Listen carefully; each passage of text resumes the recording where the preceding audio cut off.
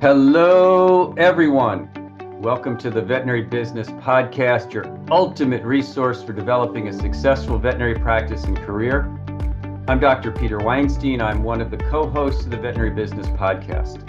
On this podcast, we bring you insights and expertise from industry-leading doctors, experts, technicians, credentialed technicians, thought leaders, and anybody who's willing to talk to me.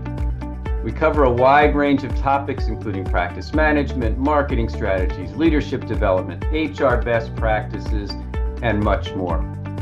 Whether you're a practicing veterinarian, a practice owner, practice manager, veterinary team member, or a student studying to be a veterinarian, this podcast is tailored to help you navigate the unique challenges and opportunities in the business of veterinary medicine. Every listener of this podcast is welcome to visit the www.veterinarybusinessinstitute.com for additional resources and tools to support your growth. And remember, you can subscribe to our podcast on iTunes, Google Play, Spotify, and any of the popular podcast platforms.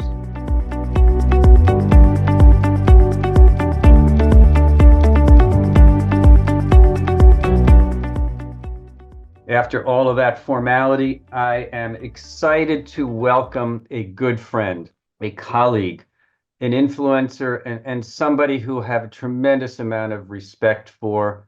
I'd like to welcome Heather Pendergrast, registered veterinary technician, certified veterinary practice manager, and chief executive officer of Synergie Consulting, to talk about the veterinary practice team in 2024 and beyond. Yeah, I know it's a broad topic, but welcome, Heather. So good to hear you and see you.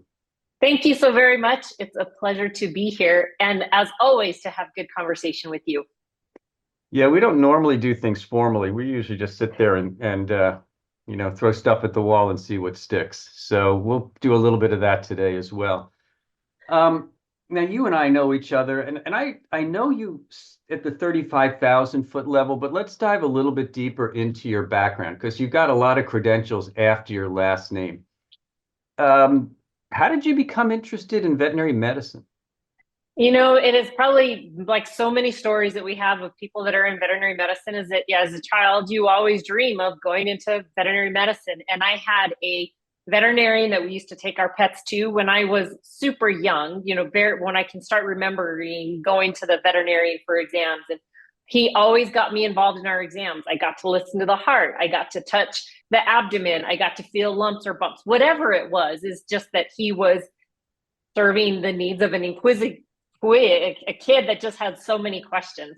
And that's really what drove it. I'd always wanted to be a veterinarian at that point. And I so I started as, underage working in the kennel in sixth grade. And so it fueled my passion. I learned a lot. I stayed working in a veterinary hospital through high school. When I moved to college, same thing, as I just picked it up. So I continued working in this industry, and being in private practice in my last practice for 20 years is really where I think I started honing in on my wants and desires to be a credentialed veterinary technician. And you just sometimes naturally fall into those leadership positions, such as practice management, and you learn trial by fire. Back in those ages, we didn't have tons of resources available to help us grow. So I think, so many of us, we want to go to veterinary school. We might apply to veterinary school. You don't get in. You just become resilient, and you're like, okay, what's the next thing I'm going to do? And I am so grateful for not getting into veterinary school the multiple times that I did apply, because I wouldn't have what I have today. There could be different things that would have come out of it, but I absolutely love what I do, my journey that I've been on, and wouldn't look back to change anything for the world. Now, you live in rural New Mexico now. Did you grow up in kind of out in the country, or were you more of a suburban kid, or? Nope, I was a country kid. I grew up in northern New Mexico. I graduated high school, left as fast as I could to the southern part of New Mexico, where I had a little more warmth, but mostly for college, and then just never left once I graduated. So you, like so many, are a statistic of the system. I kept applying and finally got in on my third application. But you God, I'm going to use a term I really hate using. You pivoted and went from the DVM to the CVT, I did. RVT, Hmm. whichever acronym is correct, depending upon the state that you're in. In your case, it's an RVT. So you went through, did you go through the formal RVT curriculum and the educational process, or? I did. I did an online program. So I was one of the more of an original online learner where we still had to submit videotapes of our skills and all of our slides and things. But it was still a great learning experience. And for me it was a great learning experience because while we had a good hospital that we did things the way we should have done, this program challenged my mindset to look bigger and broader. And so, yes, I did do the whole schooling, processing, sitting for my national state exams. Yeah, it was, I certainly don't want to take that exam again, is all I have to say for that. I've heard the VTNE is well, you put the VTNE and the NAVLE next to one another, and I hear more technicians complaining about the VTNE than I do veterinarians complaining about the NAVLE. So I understand and feel your pain. I appreciate the fact that you were a trendsetter in using the online approach to your education, and I think we're seeing more and more of those options, and especially as technology has improved. So I really appreciate that thought process because I'm going back 20, 25 years, and I think that's when I remember seeing the first um, online course at St. Petersburg, if I'm not incorrect. That's my alma. Yep, St. Petersburg College. And I thought it was great because it allows the technicians, before they get their credentials, to continue to work and be educated because let's just be honest, most of us in the position you were in could not afford not to work and couldn't afford to go full time and have a, well, probably at that point it was probably a 30 or $40,000 debt to go to school. So Yep. this gives you some flexibility, and I appreciate the feedback and the positive feedback you gave on it because I do think it could be motivational to those who are non-credentialed yet, but are looking to have that work and career balance. So if I'm hearing you correctly, you deem this to be a very viable option for those who want to balance work and life. It's viable and it's what you put into it, just like everything else. You have to put in the time and the skill to do it. And one of my biggest recommendations that I have for those that are in online programs is you have to move outside of your hospital. You can't just we often focus on the things we know as we're studying for that exam or learning for it. And so what we already do in our hospital are the things we do great at. And then other things just don't seem as important. But if you will visit the other hospitals as you're supposed to throughout your curriculum, you're able to get more skills, which makes you more versatile when you're taking that VTNE. And that was probably one of we had a lot of hours that we had to do an externship in the shelter medicine, in large animal, in various small animal practices. And I feel that is what made being able to pass the VTNE the first time much easier, is because it made me realize where my gaps were, what I was strong in, and what gaps I needed to get better at as I was learning and studying. Well, I would concur that even young veterinarians should get experiences Yes. at a multitude of hospitals before they go to their final resting place or final next job or even owning a practice, because I think Absolutely. the more you see, the more you learn. And if you're going to start a hospital and you replicate the only practice you've been at, you're also going to replicate their mistakes. Absolutely. So, did you think that you would ever be on the management side of things as you were going through putting in catheters and trachings and all that? And you probably did some equine because I know you like horses. So did you do some equine teching as well? We were small animal, but we had our own horses. So I did all my own teching and practiced on my horses. But yes. And how did I get interested in management? I'm not sure that I was necessarily interested in it. I never planned to go there. I wanted to be the nurse that took care of all of our patients, and I found great joy in that. then it's like so many hospitals is there's a gap in training and helping others, growing others, coaching others, somebody being held accountable for showing up on time. And so it just became more of a slower progression into that role without realizing what was really happening. So you kind of Peter principled in as well, I did. which we do to a lot of people like yourself who show ability. It's like, we don't consider that you really want to be a technician the rest of your life. We give you a title. Yes. And then you have to live up to it. Absolutely. And that's what created the first edition of my book, is that so many things that I did in practice, again, just pivoting and adapting, was we didn't have a lot of resources at that time. There was maybe a few. Mark Opperman's book was available at that time. And I don't even think Dr. Marsha Heinke's book was available yet. And so the resources were so limited on being a successful practice manager or moving into that role. And that started the birth of, here's what I learned, how I adapted, how I made it work, and how it ties to VHMA then as I was sitting for my CVPM. So time to plug your book. All right, name, where can they find it, etc. And why don't I have a copy of it?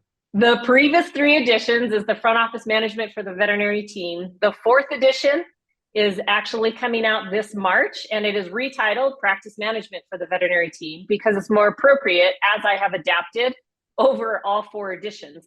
And while Elsevier would always say, well, you just need to rewrite 25% of the content to be the 2nd or 3rd edition, I have almost completely rewrote the book, 75 to 80% of the book with each edition. So that was we need to change this title to be more appropriate for what it does serve versus just the front office. It is all encapsulating all areas of practice management, including finance and strategic planning that we often don't do well. So we will be looking for your book in March, and we'll be looking for a book signing at the local Barnes and Noble, or probably at a veterinary conference, hopefully. Hopefully, okay. Yes.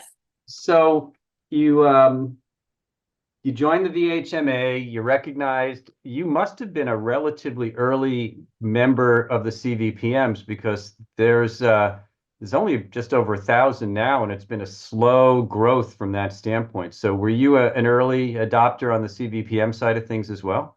I was an early adopter. I think, there was many, of course, that I always looked up to. I felt like it was many.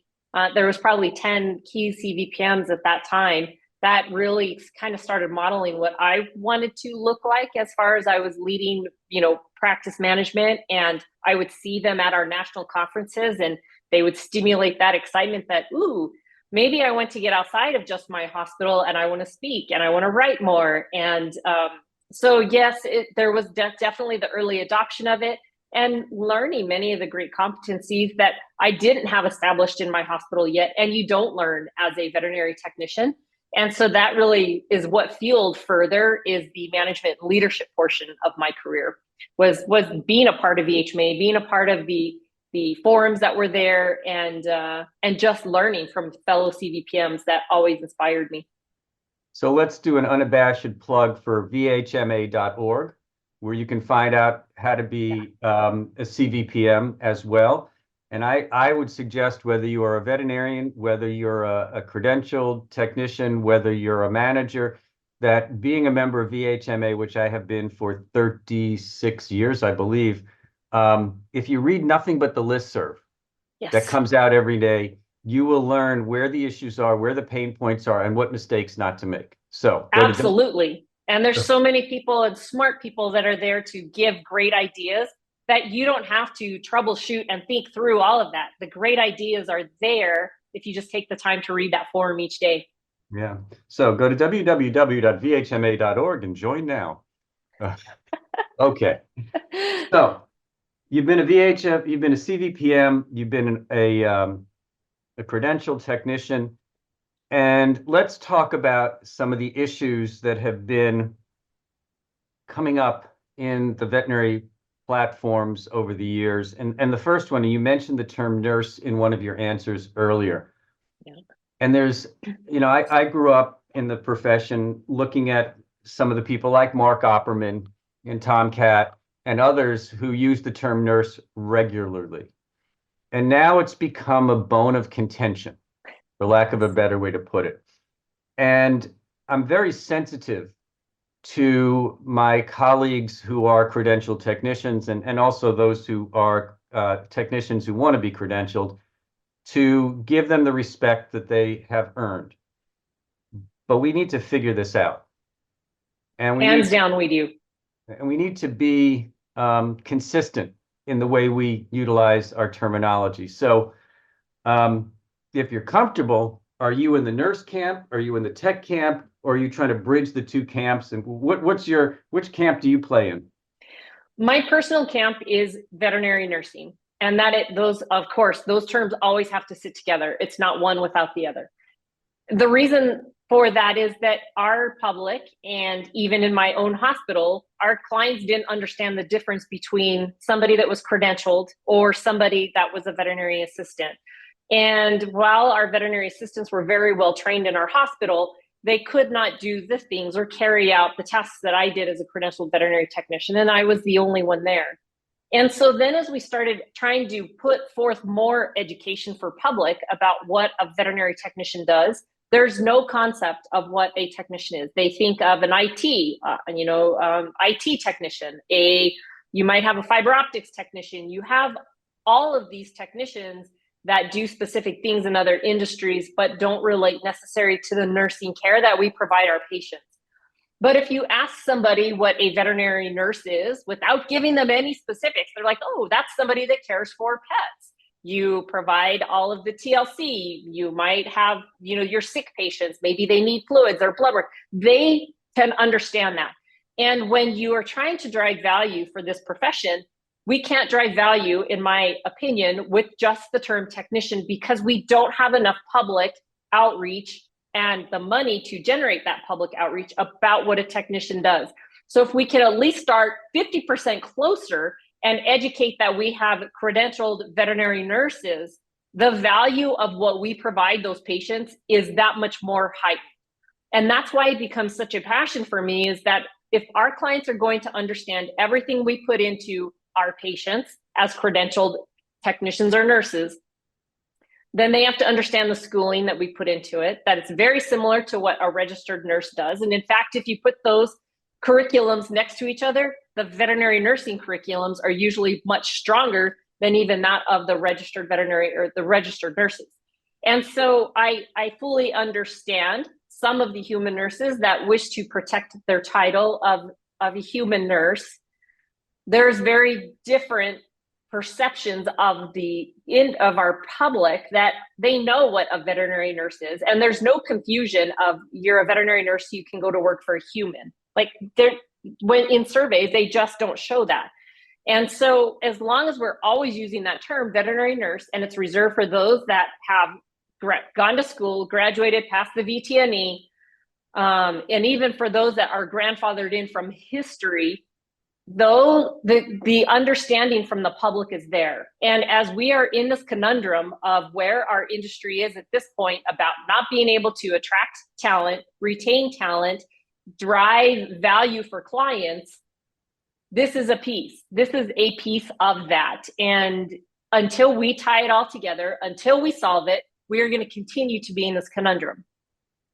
And that'll drive me back to my other soap. My passion is that we have to fix our title. If we choose veterinary nursing, great, to drive better public perception. But we can't have a licensed veterinary technician, registered veterinary technician, certified veterinary technician, certified veterinary medical technician, or licensed, whatever it is, whatever state it may be, whatever title. Our own industry is confused by that, as is the public. And until we come down to one title that serves all 50 states, one set of standards that are required in every state, we are going to be in this conundrum. And even if we were able to accept the term veterinary nurse and understand that that was reserved for those with credentials, the term is going to be abused until we have those specific requirements in place in each state. Yeah, there is one thing about veterinary medicine. The one thing that veterinary medicine is consistent about is its inconsistency. And I think your point about consistency with respect to title goes back to title protection and the fact that there are certain states that don't even really recognize credentialed technicians. Yes. There are certain states like California that have a very significant list of those tasks that only credentialed technicians can do. And there are those states that really have gone out of their way to just ignore the profession that you're in. So, which only contributes to one of the comments you made earlier, which is about the longevity or lack of longevity of somebody who's made a commitment to either a 2 or 4 year education or a lengthy process if you're going through some of the alternate routes that are available out there as well. We know that the average life expectancy of a credentialed technician in this profession, if I remember NAVTA's studies in the past, is somewhere between 5 and 7 years. 7 years. That is our highest that we've gotten to. Yep. And it's painful to think that you would make a commitment of education and time, but you go out there, you get a credential, you get a pittance of a pay raise, and are expected to do the same thing that frequently non-credentialed technicians are being allowed to do because we don't have a definition of what can or cannot be done. So correct me if I'm wrong in anything I just said. And no, you are 100% spot on. And why do I want to go to school, come out with a $30,000 to $60,000 student debt, depending where I went to school, if I did a 2-year, 4-year program, and then compete with somebody that doesn't have debt, who doesn't understand the why behind what we do, and feel like this is going to be the profession for me. In my opinion, until we put these standards in place, we are going to have a vicious cycle where non-educated but very well-trained veterinary assistants are competing for that same role. And like you said, very similar pay structures. We're never going to move the bar. There's no need to go to school if I get to do the same thing in somebody else's mind, unless you want to further your career, further your advancement. And then, as a credentialed technician, for those that have lasted more than 7 years, it's usually not because they have stayed within their same hospital for that length of time, but they have found ways to challenge their own growth and their own innovation. And they've looked for things that will fuel their passion outside of a veterinary hospital. And that's unfortunate. It's unfortunate that in vet med that we are so consistent with not changing things and doing things the way we've always done them in that perspective, that it makes it's very safe for somebody that doesn't want to do more with the skills that they have. So, and there's no real answer to this question, but is this a result of the state regulatory boards? Is it the result of the state associations, or is it a result of the veterinarians, or all three, that some of these states are just totally unwilling to catch up with everybody else? It is all the above, right? I think that AVMA has a large role that they can play in advancing technicians, veterinary technicians, and outlining the standard scope of practice that credentialed technicians should be able to complete. They already support we have AVMA accredited programs. And so by trying to create some type of standard that each state would abide by is a starting process, followed by AAVSB being able to create a Model Practice Act, in which they do have a Model Practice Act, but being able to help the states in each of the boards of veterinary medicine in each state being able to implement those scopes. It is a hand-in-hand partnership process. When you don't have a good partnership within a state is when you don't have recognition of what credentialed technicians can do. So I think that it's all the above situation. We need to figure it out, or we will continue in the cycle again for another 20 years as our industry continues to cycle down. The salary seems to have bumped up a little bit in the recent times, which is nice to see. Some of that, I believe, is coming from corporate. Some of that is coming from a need to give technicians a salary with which they can live. Mhm. But I think you noted, and I noted earlier, that the credentialed technicians frequently are not being paid that much more than the unlicensed or the certified veterinary Yep. assistants from that standpoint. Tech utilization, there's so many things running through my head right now, but is longevity in the profession or the lack of longevity, the 7-year life expectancy? I mean, a good Scotch takes longer than 7 years to age. But is the lack of longevity a salary thing? Is it a respect thing? Is it just a failure to provide growth opportunities? Is it a utilization? Is it a multitude of issues? What do you think is the cause for the longevity or the lack thereof? There is definitely a combination of all of these factors. And most of our surveys will indicate that money is usually not the top of it. Yes, salary is important. Yes, we need to live in some place. We need to live in some way, not in poverty, especially if we are single moms carrying a family. But when you look at the overall impact, more people leave this profession, not just our credentialed technicians, but because of poor culture. They experience burnout. They don't have trust. They don't have innovation. They're not allowed to be utilized to their fullest potential. So everything plays a role in it. But at the end of the day, if you don't have a great place to work, it doesn't matter what your salary is. Nothing is good enough to compensate for that horrible workplace environment. You spend a majority of your time there. So when you don't have psychological safety, when you aren't utilized, when you can't contribute, when you don't really get to see what you do aside from a task list every day, your enthusiasm dies, your burnout increases, and you want to leave the industry as a whole, not even find another hospital that maybe has great culture or great leadership that stimulates that innovation and that creativity and creates that safe environment. You just put your practice manager hat on there, didn't you?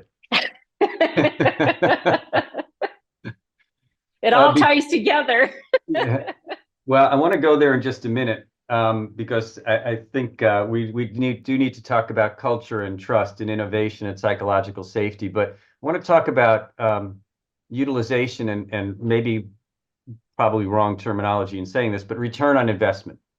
Because I think the more, at least in my experiences in working with credentialed techs, the more they're utilized to the top of their job description and their skill set and what you trust them to do.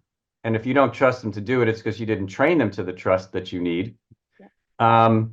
The more valuable the practice becomes, the more profitable the practice becomes. And I know there's been some studies from AVMA and I think Ontario VMA about the value of a credentialed technician to a practice. But why do you think many veterinarians don't utilize technicians, credentialed specifically, to the top of their skill set? Why do you think veterinarians are hesitant to do that? I think there are two gaps. One is definitely the trust. The second is that they don't know what credentialed technicians are educated about in curriculums. They don't understand the intensity of the curriculums and what we are challenged to learn, especially with the on-site programs. And then when you are online, you have to go back and do those skills within your hospital. But I think that a majority don't know what the skills that we come out with. Secondary is that we always expect, for some reason, our credentialed technicians to be able to come out and hit the ground running. They know everything. So we don't provide them a mentorship program. Well, then you often hear them say, well, my experienced veterinary assistants can run circles around my credentialed technician. But we don't say that same thing for doctors. We don't expect a new graduate to come out of school and be able to hit the ground running like somebody that has 10 or 15 years experience. We've created mentorship programs to help them succeed. So another area we're lacking in is that we don't put that mentorship program in place for technicians to grow their confidence, to allow them to challenge those skills that they learned once or twice or 3 times in school. And they need to be able to ask the questions of their doctors to help build that confidence and make sure that we are doing it, again, the way that's going to work for our doctors, There are so many different ways to do things, but it's that trust factor. And you're not going to delegate things to me or empower me, Peter, if you don't know my skill or you don't see me demonstrate those skills. So I think there's so many things that contribute to that. Creating a mentorship program, I think, is required that we don't often do. There are some companies that are not now starting to build that. It causes the technicians to leave. The experienced way we've always done things will often create a toxic work environment for those that are fresh out of school, which creates an intimidating environment, and they just decide to leave. They don't need to put up with that. They can go somewhere else. Now that there are so many work opportunities, credential technicians can leave and look for a better place if they're willing to try, or many will just leave the industry. In my opinion, 2 credentialed technicians could delay the need for a veterinarian. Oh, heck yes, hands down. I mean, if you can be a single doctor practice and produce multi-millions when you have, say, 5 credentialed technicians that allow you as a doctor to prescribe, diagnose, and do surgery, and they do everything else. They can manage the case, they can help build out the treatment protocols, they can do the client education. They get to allow the doctors to practice at their highest level. And so being able to practice at that level is exciting for veterinarians. I know it's still fun to put catheters and things in sometimes, but when you don't get to practice doing those things all the time, they become less fun for doctors. So allowing those that do it well, do it fast, is way more efficient for the hospital, is much more cost effective than having the doctors do those things. But we have to invest in those technicians and empower them to be able to do everything that the doctors cannot do. And that's where we lack so much in our practices. Taking that the next notch is now we can pay the credentialed technicians for what they do and what they are worth, because they are producing closer to $200,000 a year per credentialed technician. And so why wouldn't we have more credentialed technicians, using them at the highest level and capacity that they can do, empowering them through advanced level training of CE. So if I'm a single doctor and I can't get a doctor, but I can get a credentialed technician to stay, and I create that environment, I'm going to still have a thriving practice and be able to pay them well. And in those states where you can, why don't you give them some ownership as well of the hospital? Absolutely. So 2 quick topics, and then I want to move on to your other, your CVPM discussion. VTS, thoughts? VTS, I think, are absolutely valuable. Veterinary technician specialists. As I look back onto my technician career, they are the smart people I surround myself with, because I don't know all the answers in internal medicine or cardiac or nutrition or dentistry, whatever it may be. But I have a lot of peers that are incredibly smart in those areas. I don't have to know all of those things. But if there is something that stimulates me as a technician, and my area that stimulated me was nutrition, I can specialize in that area, and I can bring a whole new profit center to my hospital based on my advanced level experience as a veterinary technician specialist.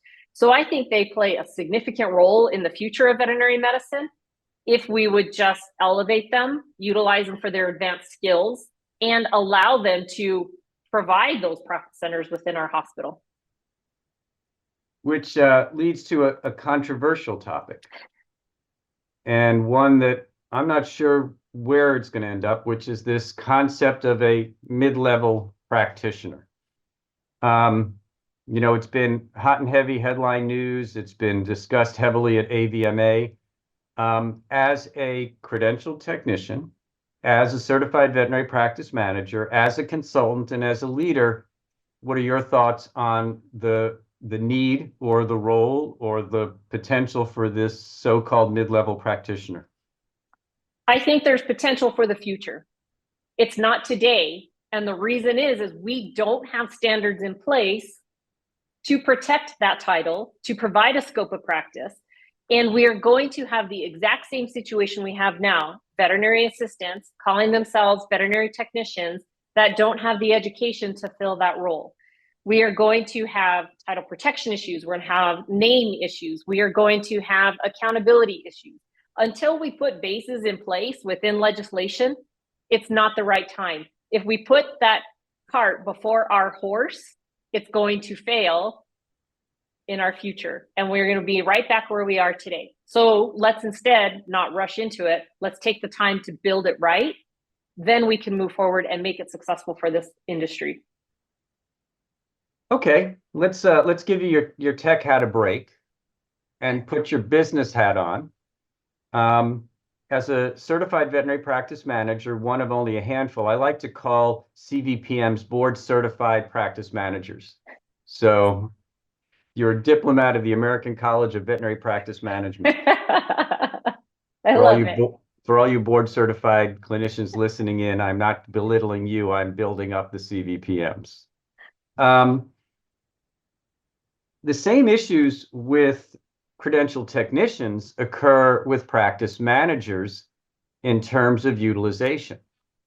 Yes. And whether you're a CVPM, which means you've really been through education and testing and continuing education, or whether you're a Peter Principal technician who's now by title a manager or client service person, at least in my opinion, I don't think we have a crystal clear game plan for the optimal utilization of our management team. Would you agree with that as well? I would 100% agree with that. I think that so many practice managers only get to do office manager tasks.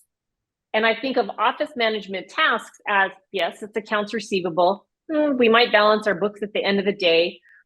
We still check clients in and out because I'm still working at the front desk. I still make appointments. I might handle client conflict, and that's my role. We don't have a good use of it, whereas those that utilize their practice managers well, that are experienced, and those with CVPMs, they need to be doing and should be doing much more of the people portion of the success of our business.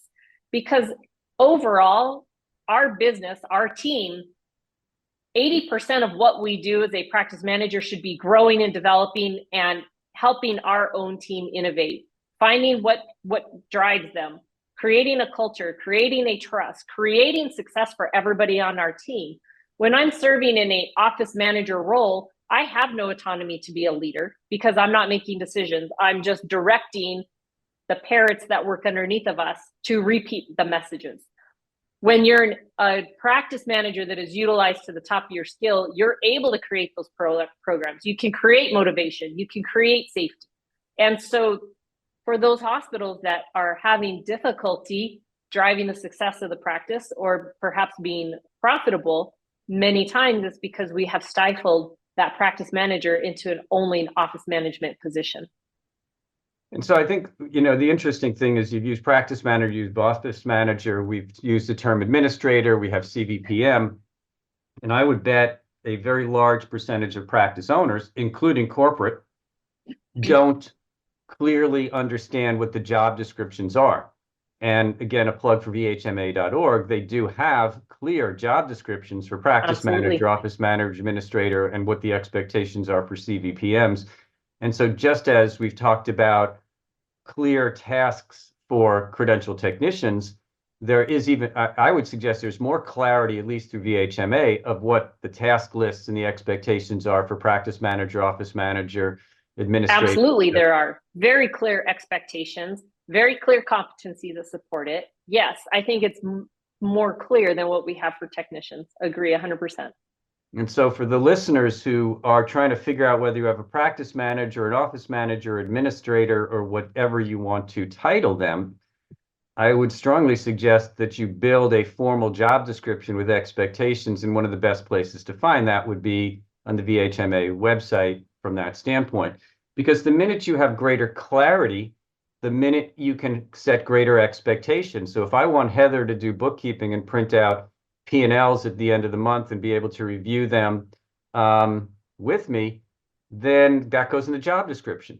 If all Heather's going to do is go to Costco and buy toilet paper, well, I think we're underutilizing Heather's skill set from that. Absolutely. Now, of course, if you are the veterinarian going to Costco to buy toilet paper, we're talking about that's even further underutilization of your skill set. So we can, as veterinarians, and I'm going to speak as a veterinarian, we can improve our efficiency as a doctor with credentialed technicians And then we could add another level to that with practice manager, CVPM or not, administrator, office manager, doing those tasks that aren't diagnosing, prescribing, and doing surgery.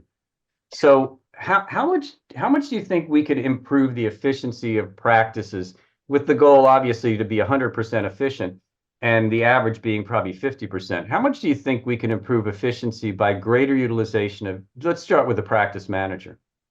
I think there is so much improvement, and it all starts at the top. This is leadership driving the trust in the culture that creates utilization amongst the team as a whole. But in my mind, medicine and practice management are married. You can't have one without the other. You practice medicine, but what you put in place on the practice management side have to go hand in hand. What we create as protocols or marketing documents or wellness programs comes out of the birth of the medicine from the doctor, but you have to have a team that drives it. It's the practice manager that should be tying all of those together for the team, providing and developing all the client education pieces, the tools for the team to be successful, develops all the marketing pieces. So those have to be married. And when a doctor is trying to practice medicine and do all of that, now we've stifled the efficiency of a veterinarian, which has ultimately stopped our revenue flow. The more that we can do to be efficient, the more the doctors can generate revenue, the healthier our practice is going to be. So many practices, the owner doctor focuses on doing both medicine and trying to lead the practice, and that's where we come across the failures. So let's put your third hat on, fourth hat, however many hats you have.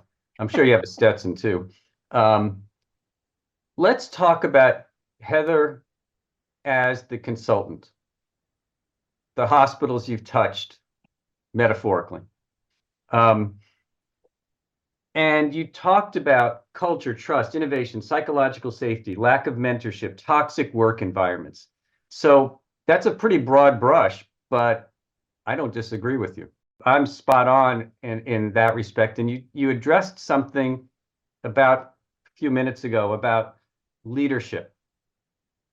Mm-hmm. And as you know, I'm a big advocate for improved leadership. Do we, as a consultant, do you think that you can go in and change leadership? Yes. Good. I think you have some people that definitely have more innate leadership skill that get it. There's others that need a lot of coaching, but where there's a will, there's a way, and they are willing to make that difference. It has to be a person, doctor or owner, that wants to be a better leader, that can coach and grow people instead of telling them what to do. And so really, when you're creating that, driving a good culture with a good leader, it's teaching them how to reframe everything they already know or do into creating positive momentum for the team through critical thinking, through problem solving together, through collaboration. They've just often done it so long by themselves, they just tell people what to do. So when you teach through consulting how to change that, how to ask questions instead of tell people what to do, but you ask and they think, and then they can problem solve on their own, that's what changes it. There's going to be a small percentage that can't change the way they've done it for 30 years, but it's more because they are not willing to change the way they've done it. And that's okay. That means that we are probably not a good partner together. And I will focus on those that want to make the change, want to positively influence people, and have a better outcome on those that work for us in our hospitals. I really do think that one of the weaknesses of the veterinary profession globally, at all levels and all the different silos, some of which we've talked about, is a lack of strong leadership.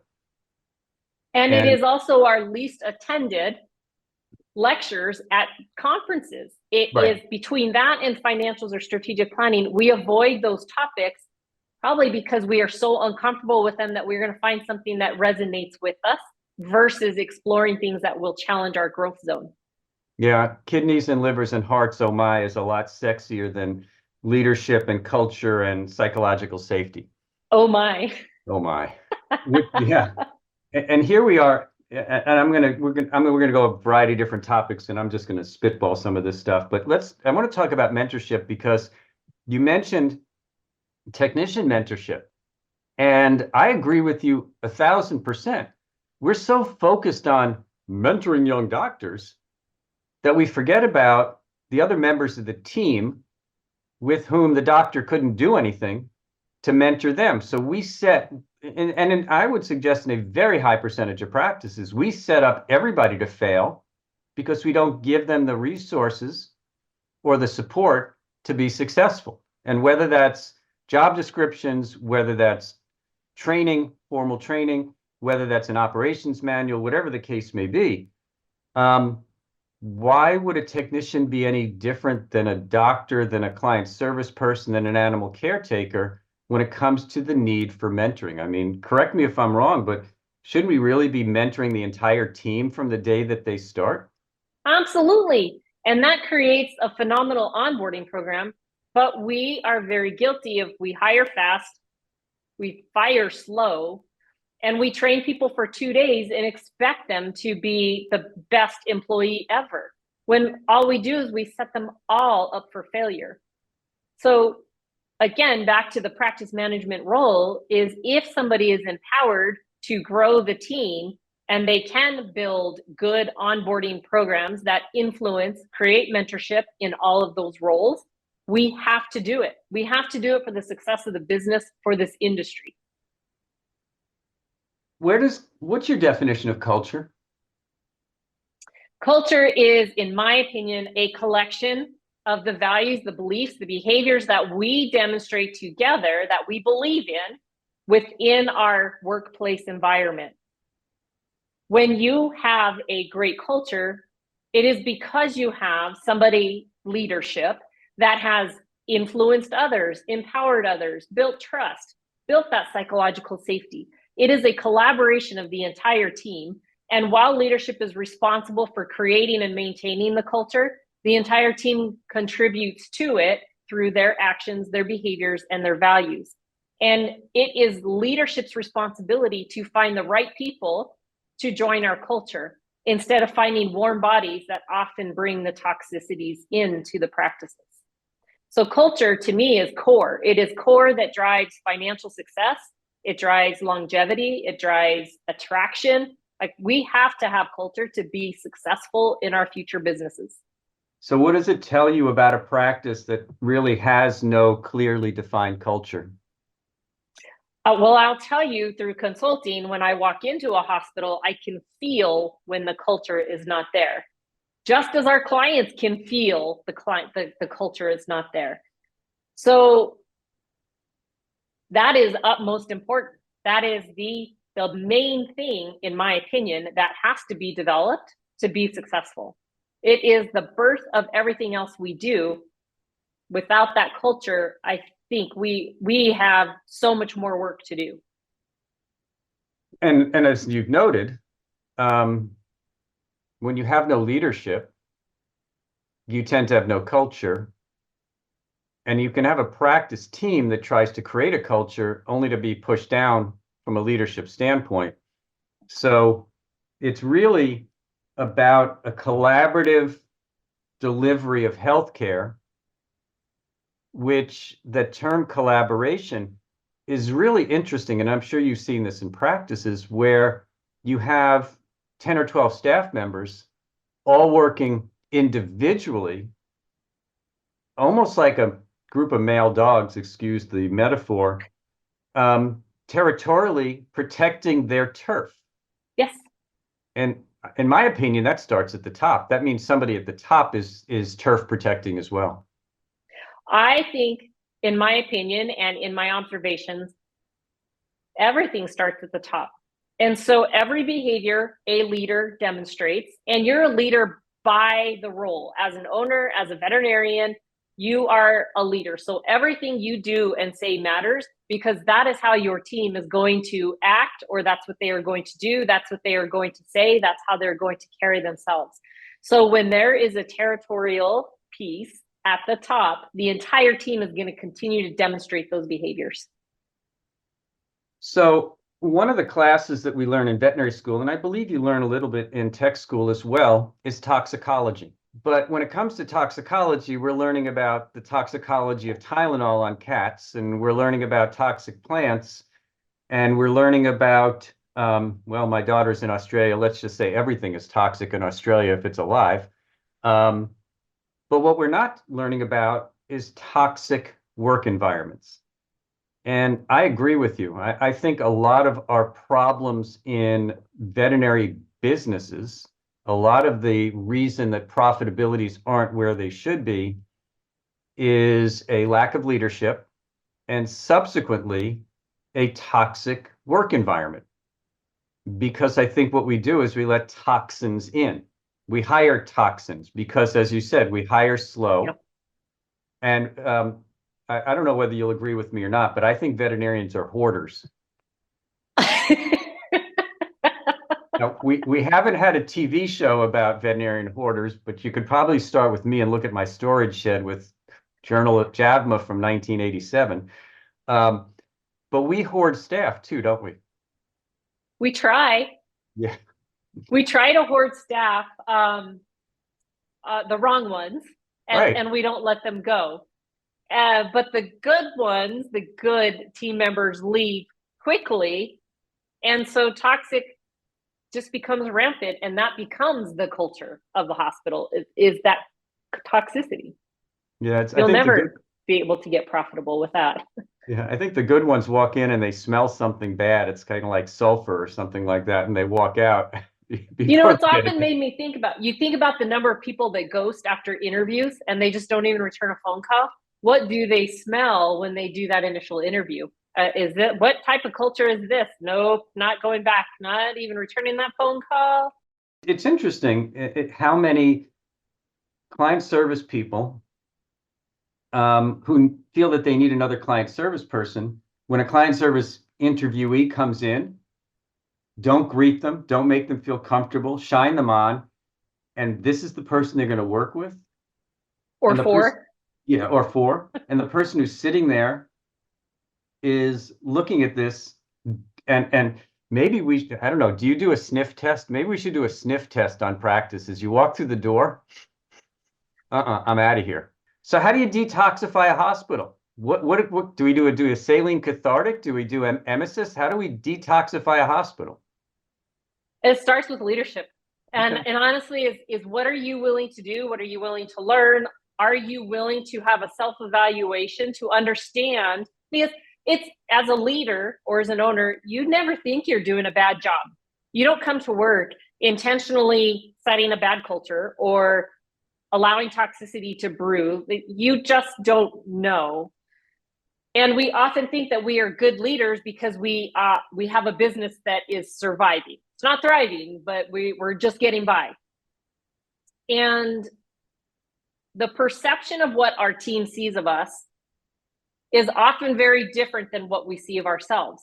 We can look at ourselves in the mirror and question, am I this big lion or am I this cute kitten? How does my team perceive me? But until the team has a safe, anonymous, maybe 360 evaluation that they can provide of a leader, there's not going to be change. And so it has to be very mature of an owner to be willing to do a good self-reflection and a good deep dive and get the perception of the team and be willing to do something with that versus getting offended and saying, oh, just get rid of all of them. Because if the common denominator is me as the owner, I need to change what I'm doing to have a better outcome the next time, because that's the definition of crazy, is to keep doing what we've been doing for the last 30 years and it's still not working. Yeah, I love that 360-degree review, but as a leader, it scared the heck out of me. It is scary. I've had it done.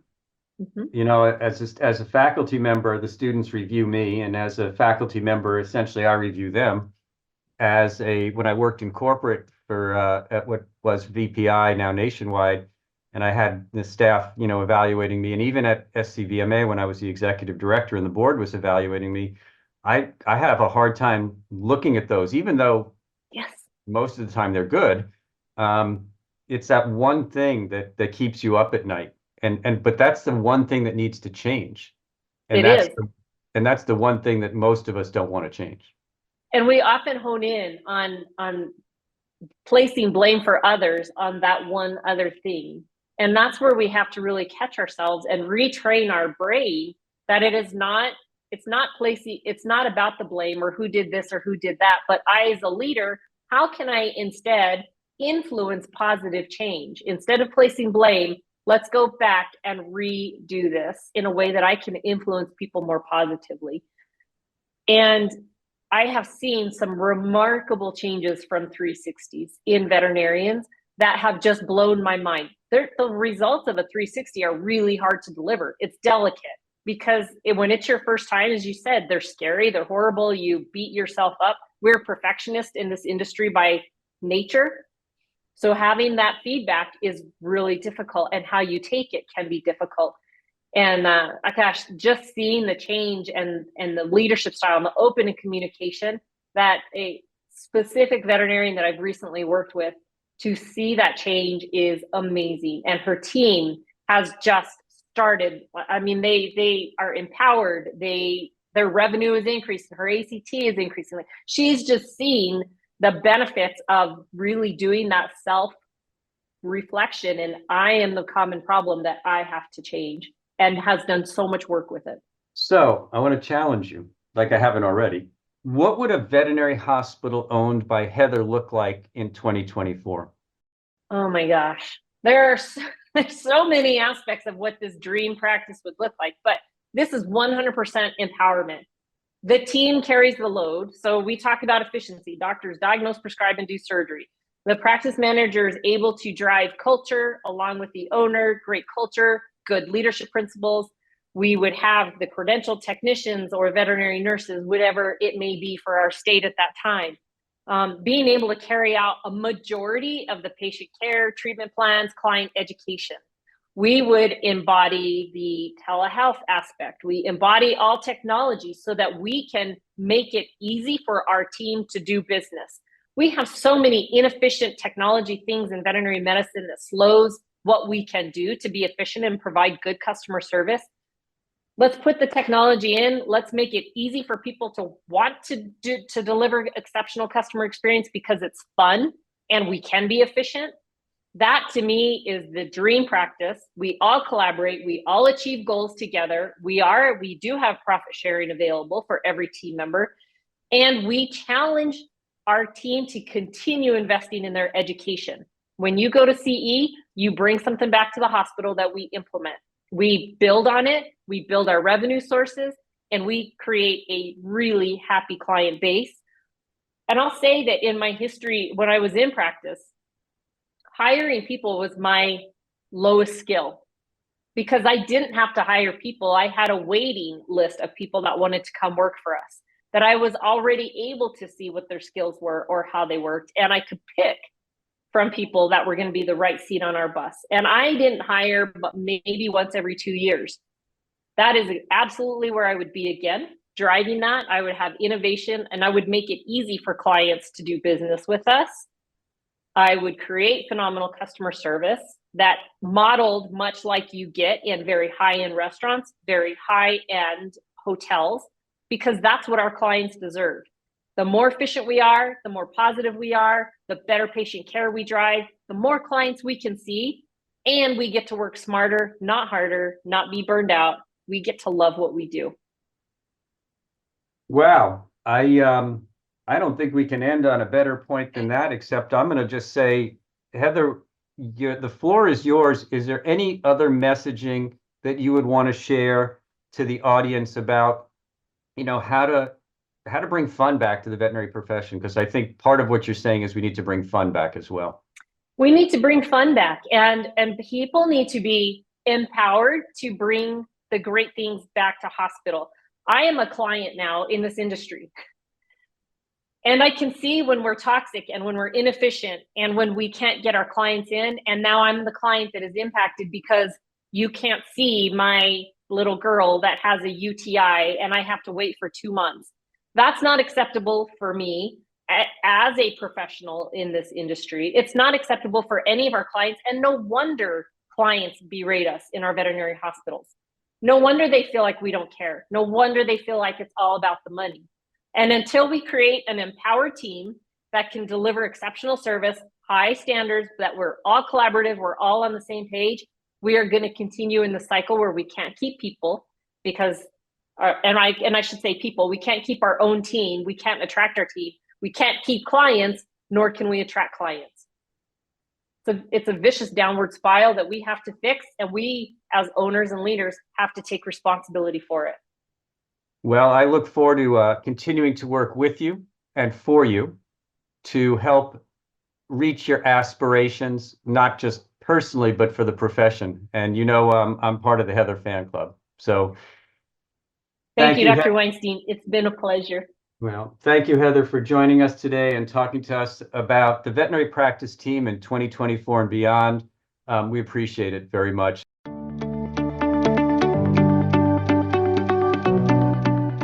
I also want to take a moment to thank our listeners.